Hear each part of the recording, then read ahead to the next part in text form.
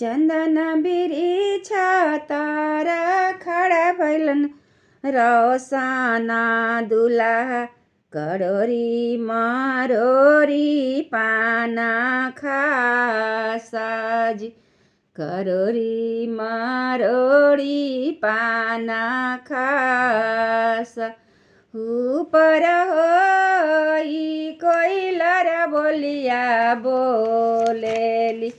धुपिया गाम आई जानुले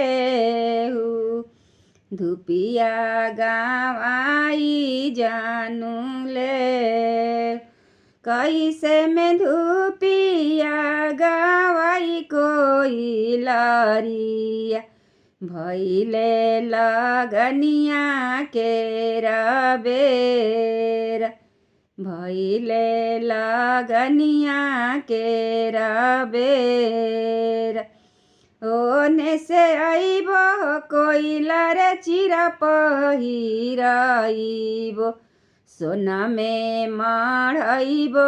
दुनो ठोर सोना में मढ़ाइबो दुनो ठोराजी माइया लारी पूछे बहिनी दुलारी कहवा गमैला दिनमा चारीजी कहवा बितैला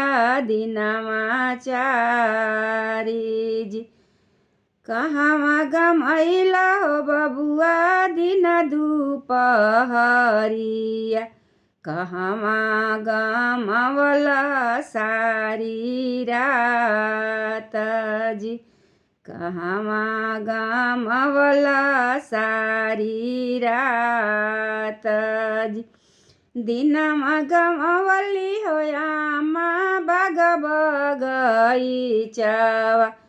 रतिया बितवनी ससुरार रतिया गमवनी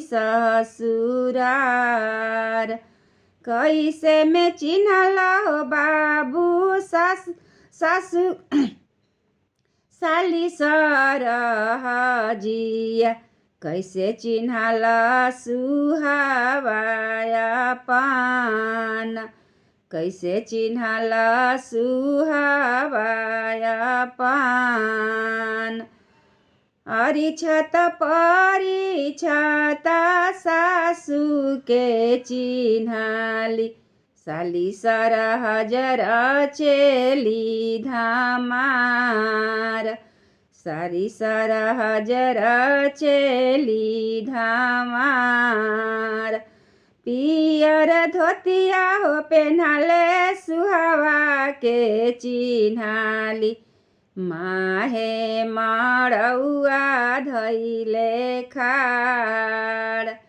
माहे मड़ौआ धैले खाड़